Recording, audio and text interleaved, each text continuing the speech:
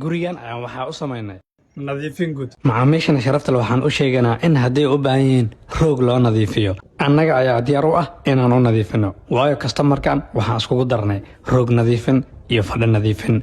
guriga qayb ka mid ahna waan u nadiifinay. muhiimadana waxay tahay kastamarkan in gurigiisa uu nadiif u ahaado, carafna uu noqdo, waayo annaga waxaan ugu samaynay mashiino casri ah.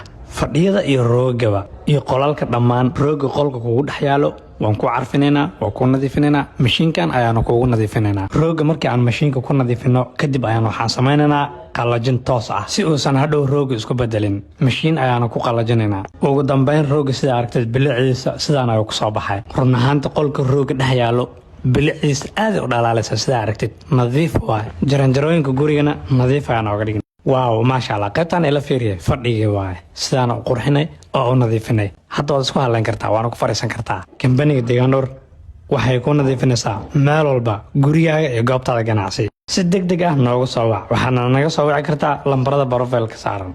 maxsan